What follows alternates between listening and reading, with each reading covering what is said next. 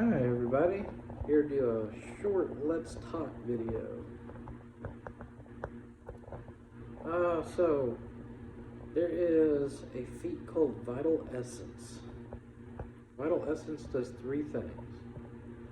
You can pretty much make them have a -4, you'd roll for a -4 onto their saving throws of Strength, Dex, and Constitution. Nice D&D talk already. Forgot the intro, right? Anyways, there's also on hit they can deal necrotic damage, and yeah, you can roll a d6 for to add it to the roll. But you, of course, out of all this, you get that benefit for 1 hour of one of those that you pick, and it's called Vital Essence. And what you do is you roll a 1d6 to take necrotic damage to yourself. That damage cannot be reduced. Okay? So I think that's a fair trade, very fair trade. You're trying to hit them with a spell or something. It just really comes in handy. I really don't see anything that just does that. So if you really just I need something to hit them with. If you have something that does a con save, then that would be perfect for it too. You can switch it. There's even dex saves in there, like Firebolt. One thing that I'm going to add to this, so obviously this comes with like a Warlock, right? I like this because you can get 11th level in a Warlock and you don't have to take very much in a Wizard, right? Go Undead Warlock, get Necromancer as the Wizard, right? You can, if you want to. This is what I did. I straight up went to Profane Soul with the blood. There's a blood something. I'm trying to think. Blood Hunter. You go with the Blood Hunter, Profane Soul, and you can get another Pardon. And that Pardon, well, that one actually is supposed to be the Undead one because that one is limited to the Pardons. The other one, was to be the Warlock, is a Wither Blow. And that manipulates life and death. And it has a lot of cool functions, and with that you can also get the Black Robe. Of course, you have to have a background that also works with, and I believe it was called like Nephili, but it also works with Witherbloom quite well. And it also manipulates life and death. But if they fail a save, this is important, if they fail a save, you're increasing the damage they take. So you know how they already failed the save, okay, they're taking damage. They took max damage, right? But now they have this reaction, oh, they're taking more damage. So it's funny because I believe it was called like Life Circle or Cycle Channel, Life Channel, I think. Yeah, Life Channel sounds correct. They have like a bonus action above that you can heal yourself, and then right underneath that you have that Life Channel. And that one is pretty cool. It's not a reaction, it just happens. If they fail, they get it.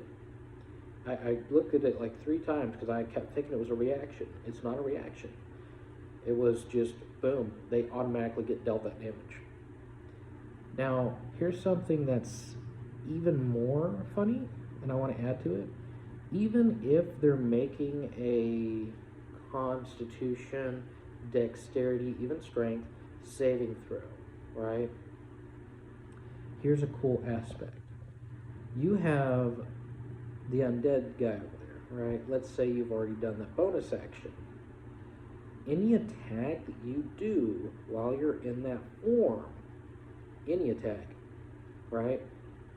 They got to do a Wisdom saving throw, or they are petrified from you. And I mean this as in fear. They will run away from you. Now, you put the fear aspect into the Grave Touch, which you get at 6th level. And that works without having your undead active, right? So here's the deal. It turns all damage into necrotic damage, and that's what triggers the fear. It has to be on there with necrotic damage whenever you hit somebody, and so it has to be necrotic damage. And the funny thing about that, in Wizard, because you don't have to make a roll, you don't have to make a save, you can just deal an extra 2d6 necrotic damage after Vital Essence with Magic Missile. You know, it's a 1d4 plus 1 for each missile. Each one, you can target multiple people. That is 2d6 plus 1d4 to hit each one of them. It says on hit. That makes that thing amazing. But you know what also makes that amazing? Eldritch Blast. And you go all the way up to 11th level, you get 3 Eldritch Blasts. And you can hit them. Of course, you know, maybe hit or fail on some of them, but you got a high chance of hitting them. You know, that's a 1d10 plus, well, if you do this correctly, that would be a 1d10, an agonizing, this is the other piece, you add agonizing, I believe it's called just agonizing Eldritch Blast or something like that. It's on the top of the Eldritch Invocations that you pick. You get that one, it applies your charisma as extra damage to each of your Eldritch Blasts. When you do that, you can also have Repelling Blast. This is what I like to do. Repelling Blast. You add that to it. It's all necrotic damage, none of it's force, by the way. So you will also automatically apply that Wisdom saving throw. And remember, if any of them fail, in which you're doing 2 at once if you fire Firebolt at him, or Fireball, not Firebolt, Fireball, which that also comes off of, what was that called? It's something you get, you have to have Eldritch Blast, and you can bonus action and do a Fireball. And when you do that, it's like 8d6 if they fail completely, but half as much as if they half as much as if they fail. There's a few creatures that if they fail, they don't take any damage. So this doesn't work on them. But this is just really, really funny because it does extra damage. You can still force those other creatures away. You can still make it to where they actually fail the save. You can make it to where they minus it. Yeah, it's pretty brutal. This one's very like magical type. He hits any creature and they go down, he gets healed. He hits any person and, well, hang on, anybody that goes down, I should say, he gets temporary hit points. Anybody that he kills, he gets healed. And with some points, he can heal himself automatically without any of that. And he can also add additional dice to both, either being health or damage. So that's the cool part. He kind of can do 2 brutal criticals in a sense. Excuse me. So that's what makes him really amazing, and he doesn't need to sleep is how the character is made. He has the aspect of man too. Let me think. He does have Tomb, the Pack of the Tomb there. There's Book Shadows. So yeah, I made sure that I put the PSI counters in there, or well, I call them PSI counters. They're PSI, and they can help with ability checks. So this is the deal. He can have help with ability checks out of game, and then at the same time, whenever he attacks, and we can apply this to even Magic Missile, right? Because it's a 1d4, you can change the dice as you level up, and I believe the first one that you start out with was a 1d6. You can actually change out one of them 1d4s with a 1d6 into hopefully getting a better roll. You know, and a better, you know, it's bigger, it's better, and you get all the way up to a 1d10 at 11th, which is perfect. So you would actually be rolling like almost like an Eldritch Blast equivalent. You know, it's really cool that you get that one and you just change one of those dice out, and then you can be like, oh, okay, I'm gonna hit you with this one.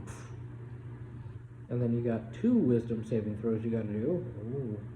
So my question is, if you targeted that guy 3 different times, he has to make that wisdom saving throw 3 times. You target one person, and if all that time fails, he is frightened of you. There is so many times that you have to hit that person. It's on hit. It is crazy. It says on hit once per turn. But it's funny because you have Eldritch Blast, and then you also have Magic Missile, which it can also both say versatile on their targets. So that's just funny. And then you can add more, you can add the higher levels to add more people you can target too. I thought that was super hilarious.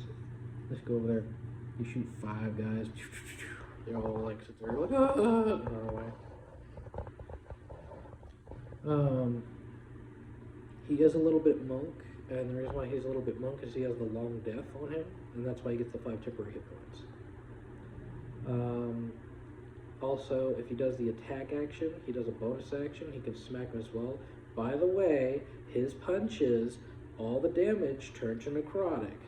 They still make the saving throw regardless. And if they fail the saving throw, they take extra damage. It is a win-win, very good character. It works, and he also does blood, I think it was called like bludgeoning agony as well for the blood hunter.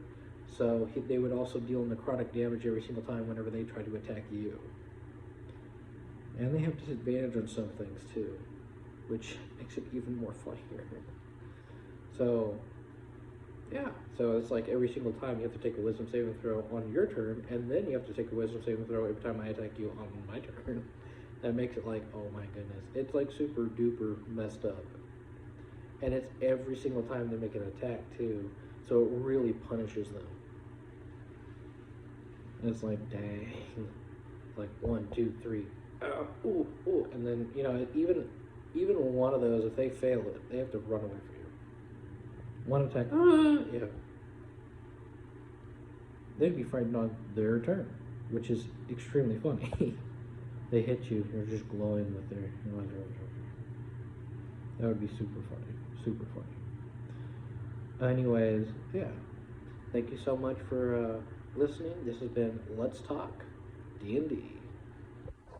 5e. Bye-bye.